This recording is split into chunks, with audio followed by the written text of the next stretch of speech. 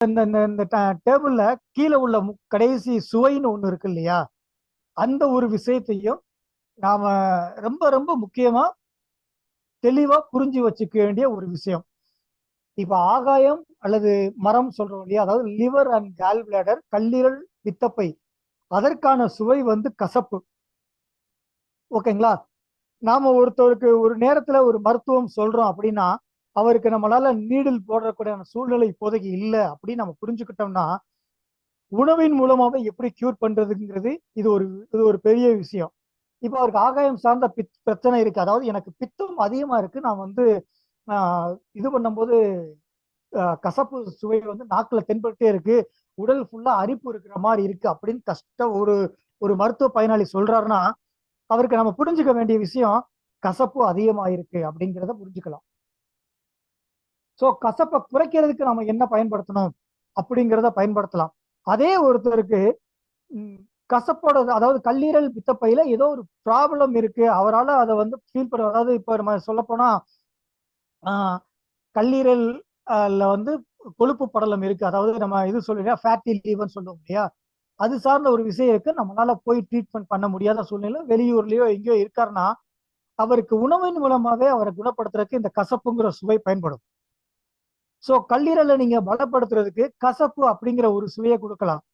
ஆனா அந்த கசப்பு எப்படி இருக்கும்னா ஒரு உயிர் கசப்பா இருக்கணும், அதாவது சாறுகள் மூலமாவோ சுவை, அதாவது இப்ப நிலவேம்பு, மலவேம்பு, வேம்பு, கீழா நெல்லி, இந்த மாதிரி விஷயங்கள், அதாவது இந்த சிறு பாவக்காய், இந்த மாதிரி விஷயங்களை நம்ம மிதி பாவக்காய்ன்னு சொல்லுவோம் இல்லையா, உணவா கொடுக்கும்போது அவருக்கு கல்லீரல் பலப்படும்.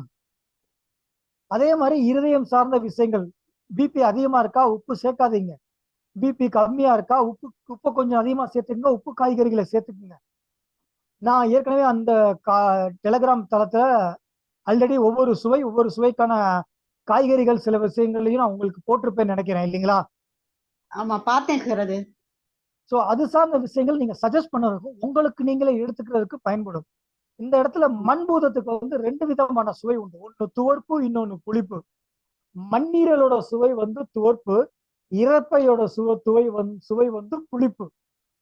புளிப்பு கொழுப்பு தன்மையை வெளிப்படுத்தும், துவர்ப்பு கொழுப்பை குறைக்கும். இப்போ ஒருத்தருக்கு கொலஸ்ட்ரால் இருக்குன்னா நாம என்ன சுவையை டயக்னைஸ் பண்ணலாம், சஜஸ்ட் பண்ணலாம் அவருக்கு?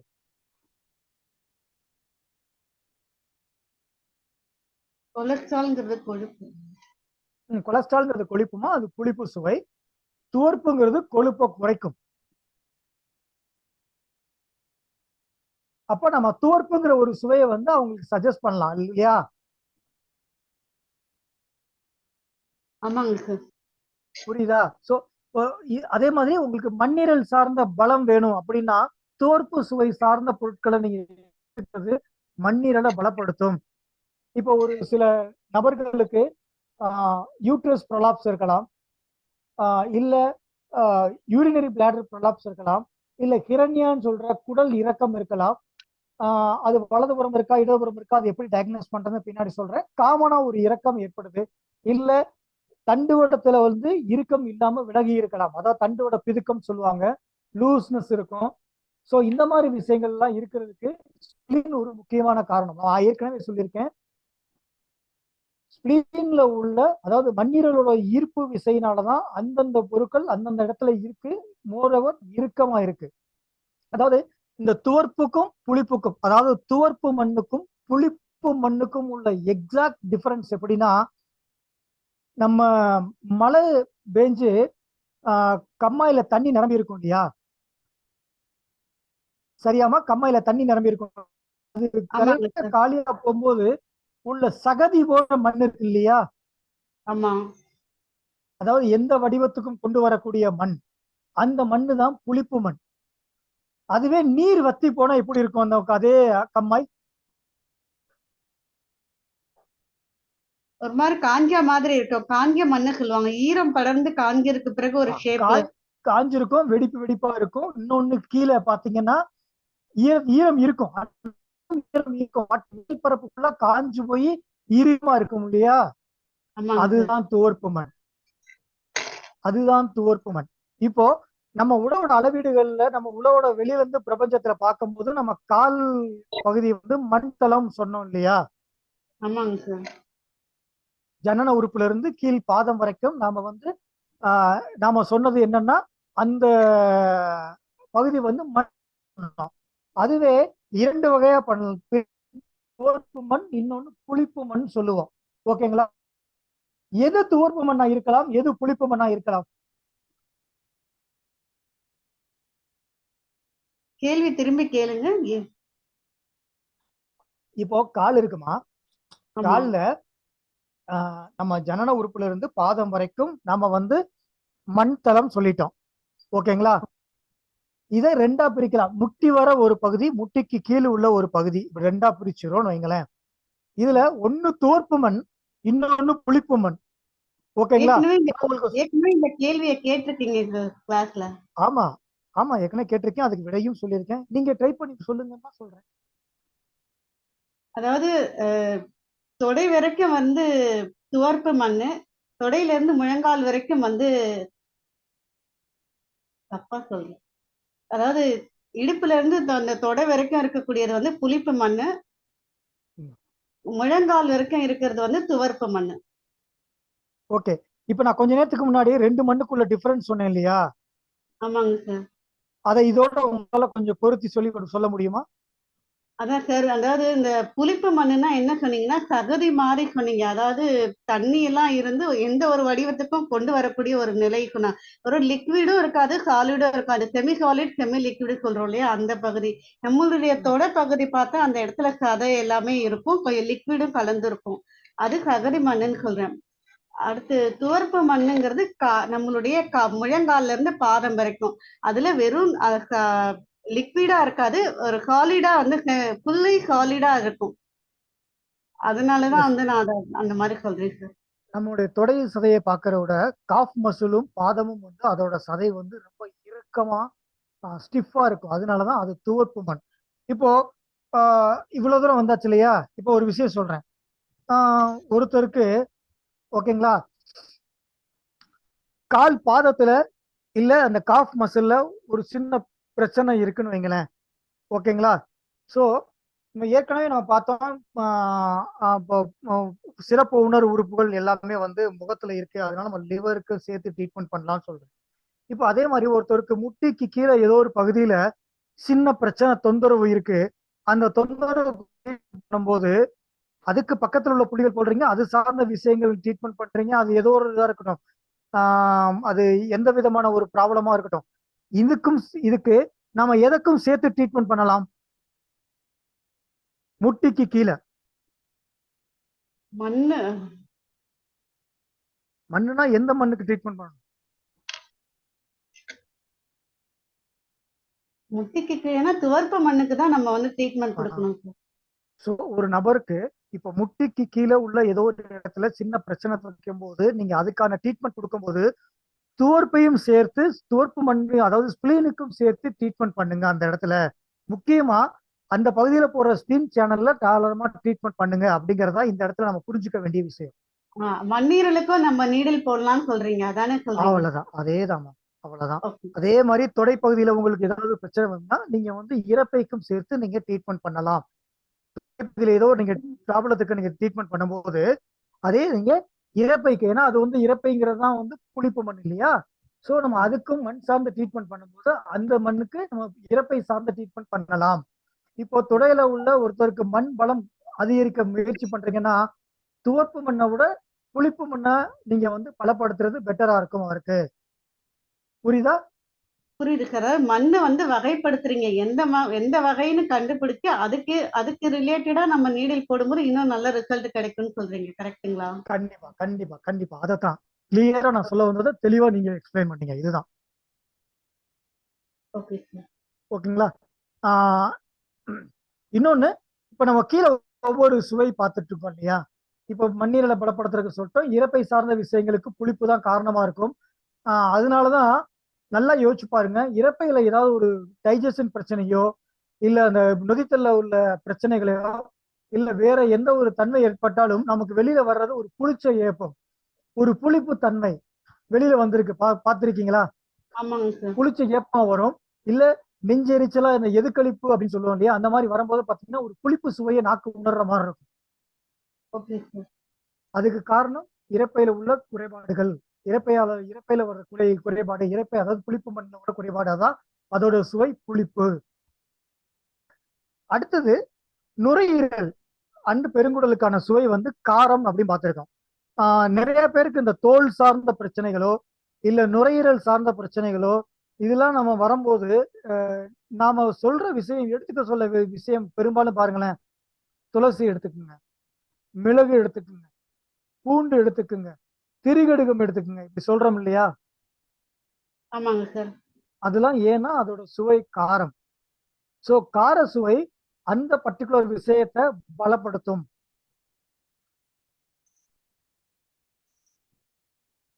நிச்சயமா நான் உங்களை வந்து மிளகு நைட்டு ஒரு தடவை மென்னு சாப்பிட்டுட்டு தண்ணி குடிச்சு தூங்குன்னு கூட சொல்லியிருக்கேன், ஞாபகம் இருக்கா? இன்னொரு வாட்டி சொல்லுங்க. எனக்கு சரியா கேட்க மாட்டேங்குது. இன்னொரு தடவை சொல்லுங்க ப்ளீஸ். இல்லம்மா, நைட்டு வந்து மிளகு சாப்பிடுங்க அப்படின்னு உங்களுக்கு நான் சொல்லியிருக்கேன் பல நேரம், ஞாபகம் இருக்கா? மன்னிக்கணும் சார். எனக்கு நீங்க அந்த மாரி சொன்னதா ஞாபகமே இல்ல சார். மிளகு சாப்பிட சொல்லி. மிளகு நைட்டு மென்னு சாப்பிட்டுட்டு நம்ம நேரடி கிளாஸ் பண்ணும்போது 2வது கிளாஸ்ல மிளகு சாப்பிட்டு தண்ணி குடிச்சிட்டு தூங்குங்க அப்படிங்கறத நான் சொன்னேன். ஓகே. நான் வந்து அத உங்களுக்கு நோட் நீடில் பண்ணிக்கிறேன். நீடில் அந்த பிராக்டிஸ் பாயிண்ட்ட நான் இன்னும் பண்றதுக்குலாம் முன்னாடி.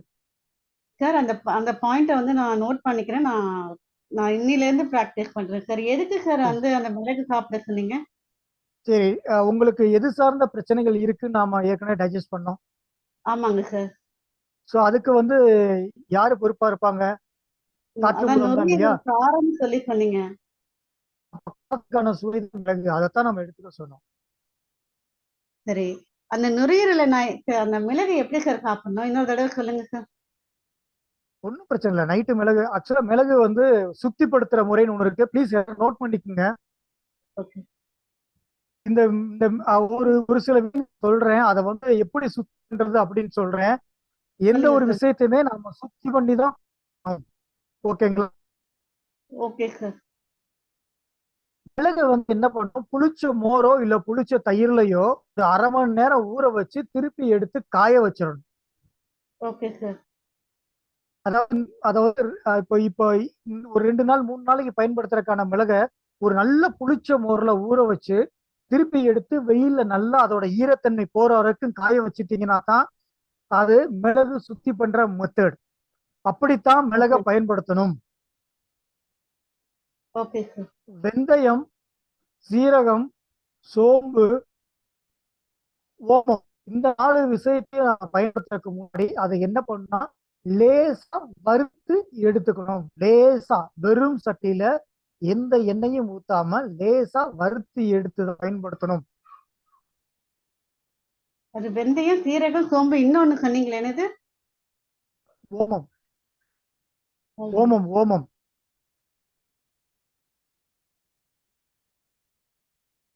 ஓமம். Okay sir. சோ இது இந்த மாதிரி நம்ம டெய்லியா நம்ம பயன்படுத்துற பொருட்களையே வந்து இந்த மாதிரி சுத்தி பண்ணி தான் பயன்படுத்தணும். இப்ப பட்டை, லவங்கம், கிராம்பு, இந்த மாதிரி விஷயங்கள்லாம் நீங்க திப்பிலி இதெல்லாம் பயன்படுத்துறீங்க இல்லையா? ஆமாங்க சார். எல்லாம் ஒரு பயன்படுத்துறதுக்கு முன்னாடி ஒரு நல்ல துணியில தொடச்சிட்டு ஊதிட்டு, இல்ல வேண்டும்னா அதுக்கப்புறம் லேசா ஒரு வறுவல் பண்ணிட்டு அதுக்கப்புறம் தான் அதை பயன்படுத்தணும். நீங்க நல்லா பாருங்க, இதெல்லாம் நான் சொல்ற மெத்தட்ல நீங்க வறுத்து அத நல்லா எடுத்து ஒரு சட்டியில போடும்போது கீழே அந்த வறுத்த சட்டியில பாத்தீங்கன்னா ஒரு மண் போன்ற சின்ன வேஸ்டேஜ் எல்லாம் உள்ள இருக்கும். அதெல்லாம் தேவையில்லாத பொருட்கள். Okay sir. அதே மாதிரி இஞ்சி, சுக்கு அ இதெல்லாம் பயன்படுத்துறதுக்கு முன்னாடி அதோட தோலை நீக்கிடணும். எது சுக்கு, அதுக்கப்புறம் இஞ்சி தானே? ஆமா, ரெண்டும் இதோட இதுதான். ஆக்சுவலா சுக்கு செய்யற மெத்தட் யாருக்காவது தெரியுமா? அ எ சுக்கு வந்து எப்படி செய்வோம் அப்படிங்கிற மெத்தட் தெரியுமா? இஞ்சி நல்லா காய வச்சா சுக்கா மாறிடும் சார். ஆக்சுவலா அது அந்த அளவுக்கு சரியான செயல்பாடு கிடையாதுமா. ஆக்சுவலா நீங்க ஒரு இஞ்சிய சுக்கா மாத்தணும்னா நல்ல இளம் இஞ்சிய கட்டியான இஞ்சியை எடுத்துட்டு நம்ம சுண்ணாம்பு கல் இருக்கு இல்லையா? சுண்ணாம்புக்கல். சுண்ணாம்பு சுண்ணாம்பு நார்மலா அந்த காலத்துல இந்த வெள்ளை அடிக்கிறதுக்கெல்லாம் யூஸ் பண்ணுவாங்க. சுண்ணாம்பு ஆமா கேள்விப்பட்டிருக்கீங்களா? ஆமா அந்த ஆமாங்க சார். சுண்ணாம்புல தண்ணி ஊத்துனா என்ன ஆகும்? தண்ணி வந்து மேல மிதக்கும். ஐ, வேற யாராவது சொல்ல சுண்ணாம்பு முடியுமா? எல்லாமே வந்து சில்காயிடும், மேல தண்ணி வெள்ளையா மிதக்கும் சார். அம்மா, நீங்க பயோ கெமிஸ்ட்ரி அப்படிங்கறதுனாலதான் திருப்பி திருப்பி நான் உங்கள்கிட்ட கொஸ்டின் கேட்டுட்டு இருக்கேன். ஆக்சுவலா கெமிக்கல் காம்போனன்ட் படி சுண்ணாம்புங்கிறது என்னது? கால்சியம். அதோட கால்சியம் கார்பனேட். ஓகேங்களா? சரி, நம்ம அதுல தண்ணி ஊத்துனோம்னா என்ன ஆகும்? கரைஞ்சிடும் என்னென்ன சார். கிடைக்கும்? கரைஞ்சிரும். அந்த தண்ணி சூடா இருக்கும் தெரியுமா? அது தெரியல சார். சரியான வெப்பமா இருக்கும். கைய விரல் உள்ள விட முடியாது. Okay sir. கெமிஸ்ட்ரியில வெந்துடும் இந்த சொல்லுவாங்க. வினை. சுண்ணாம்பு வந்து வெந்துடும் சொல்லுவாங்களே சார். ஆமாமா, அது காரணமே அதுதான். கெமிஸ்ட்ரியில இந்த வினைக்கு பேரு தமிழ்ல சொல்லப்போனா வெப்ப உமிழ் வினைன்னு சொல்லுவாங்க. அதாவது ஹீட் ரிஜெக்டட் கெமிக்கல் ஈக்குவேஷன் பேர் இதுக்கு. இந்த ரியாக்ட் நடக்கும்போது, அதாவது H2O அப்படிங்கிறது இந்த கால்சியம் சுண்ணாம்புல ஆட் ஆகும்போது கிடைக்கிற ரிசல்ட்ல ஹீட் வந்து வெளிப்படும். நீங்க இஞ்சி அதுக்குள்ள சுண்ணாம்புக்குள்ள போட்டு தண்ணி அளவா ஊத்தி மூடி வச்சிட்டீங்கன்னா 24 ஹவர்ஸ் தொடாதீங்க. தொட்டீங்கன்னா கை வந்து போயிடும். அதை 24 ஹவர்ஸ் விட்டுட்டு அந்த இஞ்சியை வெளியில எடுத்தீங்கன்னா மேல பாத்தீங்கன்னா அந்த சுண்ணாம்பு அந்த தோல் உள்ள அழகா அப்படி டப்பையா மேல வர்ற மாதிரி இருக்கும். சுண்ணாம்பு அந்த இஞ்சி வந்து கல்லு மாதிரி காஞ்சு போயிருக்கும். ஏன்னா அந்த வெப்பத்தோட விளைவுனால காஞ்சு போயிருக்கும். இதை என்ன பண்ணணும்னா நல்லா லைட்டா தட்டிட்டு, அந்த சுண்ணாம்புலாம் இல்லாத மாதிரி தட்டிட்டு நெருப்புல காட்டணும். நெருப்போட மேல் பகுதியில் இந்த இந்த பார்பிக்யூல் இப்பெல்லாம் சொல்றாங்க இல்லையா, அந்த மாதிரி அதை நல்லா காட்டணும். காட்டிட்டு மேல உள்ள தோலை நீக்கிட்டீங்கன்னா, ஒரு கத்தியில சுரண்டி எடுத்துட்டீங்கன்னா கிடைக்கிற அந்த ஒரு சுக்கு வந்து நல்ல வெள்ளை வெளியேறுன்னு ஒரு அருமையான சுக்கா இருக்கும். சுத்தமான சுக்கா இருக்கும். நம்ம கடையில வாங்குற சுக்கு வந்து நீங்க பாத்தீங்கன்னா ஒரு மஞ்சள் கலந்த சுக்கு இருக்கு. காரணம் அப்படியே இஞ்சியை காய போட்டு அப்படியே வந்து கொடுக்குறாங்க. பட் நல்லா சுத்தி செஞ்சு பயன்படுத்துற மெத்தட் அப்படின்னா இதுதான் மெத்தட்.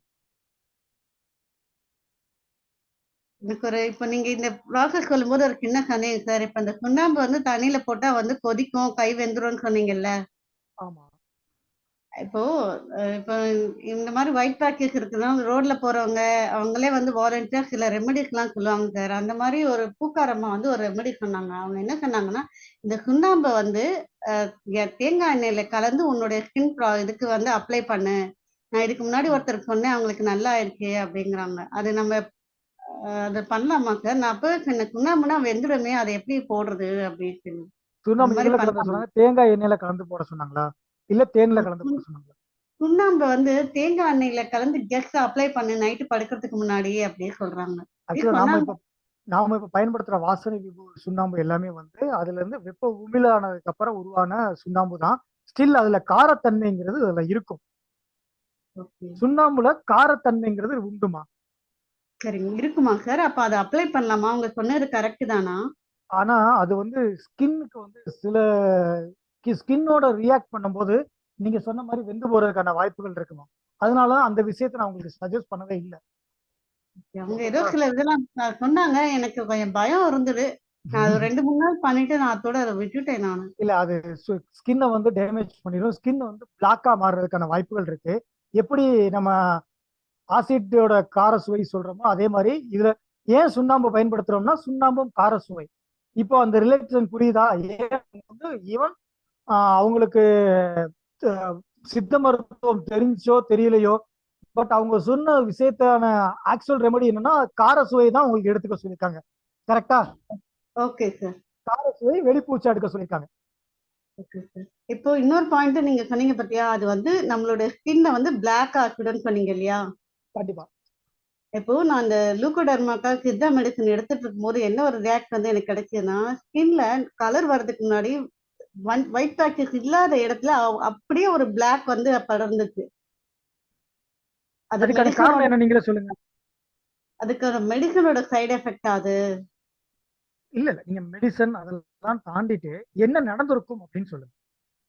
இப்ப வந்து சப்ஜெக்டை வந்து பார்க்கும்போது இப்ப நீங்க சொன்னீங்க இல்லையா அந்த சுண்ணாம்பு வந்து சரியில்லைன்னா ஸ்கின்னை வந்து பிளாக் ஆக்கிடும்னு சொன்னீங்க இல்லையா, அதே ரிசல்ட்டை வந்து நான் வேற மெடிசன் அந்த சித்தா மெடிசன் எடுக்கும்போது எனக்கு வந்து ஏற்பட்டிருக்கு சொல்றேன். சரி, அதுதான் அது அதுக்கு என்ன காரணமா இருக்கும் அப்படிங்கிறத காரம் சஜஸ்ட் வந்து பண்ணுங்க. காரம் வந்து அதிகமா இருக்கலாம். காரங்கிற சுவை வந்து அதிகமா இருந்திருக்கிறதுனால இந்த ரிசல்ட் வந்திருக்குமா சார்? சரி. எந்த ஒரு விஷயமே கருகி போச்சுன்னா அதுக்கு காரணம் யாரா இருப்பாங்க? எனக்கு தெரியலையே நீங்க என்ன மீன் பண்றீங்கன்னு. கருகி ஒரு போச்சுன்னா நம்ம சரியா நீங்க கவனிக்கலன்னு அர்த்தம். இல்ல ஒரு நீங்க மருத்துவ ரீதியாவோ உங்க உங்க உடல் ரீதியாவோ பார்க்காதீங்க. பிரபஞ்சத்துல ஒரு பொருள் கருகி போறதுக்கு யார் காரணமா இருப்பாங்க? நம்ம வந்து ஒழுங்கா நெருப்பு காரணமா இருக்கும். அவ்வளவுதான், சிம்பிளா முடிஞ்சு. அந்த இடத்துல நெருப்போட தன்மை அதிகரிச்சிச்சு, அதனால அந்த ஸ்கின் வந்து கருப்பா மாறிடுச்சு. ஓகே. அதாவது மச்சம்ன்னு சொல்லுவாங்க தெரியுமா? மச்சம்ங்கிறது பிறந்ததுல இருந்து இருக்கிறது மச்சம். நடுவுல வந்து வராது இல்லையா மச்சம்? தாராளமா வரும். நடுவுலயே வருமா சார்? தாராளமா வரும். அதாவது அந்த மச்சம் வந்து நார்மலா இருக்கிற மாதிரி இல்ல சார். அந்த ஸ்கின் ஃபுல்லா ஒரு ஒரு குறிப்பிட்ட அளவுக்கு இந்த சர்க்கிள் போட்டோன்னு வச்சுக்கோங்களேன். ஒரு ம். அதிரக சர்க்கிள் வச்சுக்கலாம். அந்த அளவுக்கு அந்த மாதிரி ஒரு ஸ்கின் வந்து பிளாக்கா மாறுச்சு. இல்லம்மா, நிறைய பேருக்கு இருந்திருக்குமா, நிறைய பேருக்கு ரொம்ப நிறைய பேருக்கு. டார்க்காலாம் மாறல. பட் அந்த ஷேட் வந்து வந்துச்சு. ஒருவேளை இது ஸ்கின் ப்ராப்ளமா அப்படின்னு கேட்கிறேன். இல்ல, எல்லாமே ஸ்கின் ப்ராப்ளம் கிடையாது. இப்போ நம்ம மைட்டோகாண்ட்ரியா, நம்ம செல்லோட அமைப்பு இருக்கு இல்லையா, செல்லோட ஆமா, அமைப்புல மைய பகுதியில உள்ள உட்கருன்னு சொல்லுவோம், மைட்டோகாண்ட்ரியான்னு சொல்லுவோம் இல்லையா.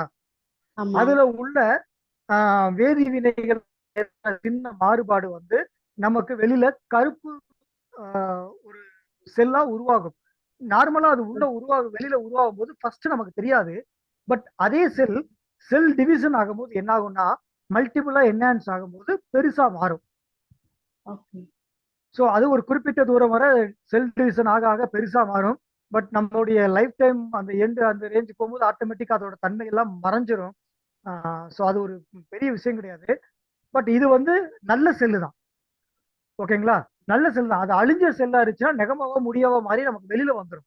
நல்ல செல்லு தான். மைக்ரோ காண்டிரியாக்குள்ள உள்ள அந்த வெப்பத்தோட தன்மை மாறுபாடு அதிகரிப்புன்னு வச்சுக்கலாம். அதுதான் கருப்பு மச்சமா வெளில வருது. இப்ப சில பேருக்கு கால்லயோ கருவுலயோ இந்த கருப்பு பேச்சஸா உருவாறதுக்கு நெருப்பு ஒரு காரணமா அமையலாம். ஏன்னா நெருப்பு தான் எல்லாத்தையும் கருக்கிற தன்மைக்கு உருவாக்கும். கரெக்டா? Okay sir. வேற ஏதாவது சந்தேகம்? ரைட். இப்ப நம்ம அடுத்து சிறுநீரகம், சிறுநீர் பை. ஆஹ் சிறுநீர் பை, அதாவது நீர்மூதத்துக்கான சுவை வந்து இனிப்பு. ஓகேங்களா? இப்போ சார் அந்த உங்களுக்கு சார் அந்த மிளகு வந்து சாப்பிடணும்னு சொன்னீங்களே எனக்கு அதை திரும்பி சொல்லுங்க சார். எத்தனை மிளகு நான் சாப்பிடணும்? டெய்லி 2 மிளகு அல்லது 3 மிளகு அதான் மேக்சிமம். அதுக்கு மேல எடுத்துக்க வேண்டாம், அது ரொம்ப காரமா இருக்கும். அந்த மிளகை நல்லா மென்னு சுவைச்சு சாப்பிடணும். ஓகே. சாப்பிட்டுட்டு ஒரு 100 எம்எல் இருந்து 150 எம்எல் வரைக்கும் ஹாட் வாட்டர் குடிச்சிட்டு படுங்க. என்ன வாட்டர்? ஹாட் வாட்டரா இல்ல கோல்ட் வாட்டரா சார்? ஹாட் வாட்டர் வெது வெதுப்பான நீர், வெந்நீர். Okay sir. ஓகேங்களா? அது குடிச்சிட்டு படுங்க. உங்களுக்கு ஆஹ், பெருங்குடல் நுரையீரல் சுத்தம் நடைபெறும். அது ஸ்கின் டோனை டெவலப்மெண்ட் பண்ணும். Okay sir. ஓகேங்களா? Okay sir. ஓகே. நீரோட சுவை வந்து நீர்பூதத்துக்கான சுவை வந்து இனிப்பு. இப்போ ஒருத்தருக்கு நீர்பூதத்தை பலப்படுத்துறதும் அப்படின்னா அவருக்கு வந்து இனிப்பு சார்ந்த விஷயங்கள் கொடுக்கணும். இனிப்புனா நம்ம ஒயிட் சுகர் எல்லாம் கணக்கு கிடையாது. இந்த மஞ்சள் பூசணிக்கான்னு சொல்லுவாங்க, பரங்கிக்காய் இனிப்பு பூசணிக்கான்னு சொல்லுவாங்க இல்லையா, அது சார்ந்த விஷயங்களை எடுத்துக்கிறது அதெல்லாம் வந்து அவருக்கு வந்து பெட்டர். அதே மாதிரி சொல்லுவோம், இந்த மாதிரி மருத்துவ குணமுள்ள இனிப்பு பொருட்கள் இருக்கு. நான் ஆல்ரெடி குரூப்ல போட்டிருக்கேன்னு நினைக்கிறேன். ஸோ அது சார்ந்த விஷயங்கள் அவருக்கு இனிப்பு சார்ந்த, அதாவது நீர்பூதம் சார்ந்த விஷயங்களை அவருக்கு பலப்படுத்தும்.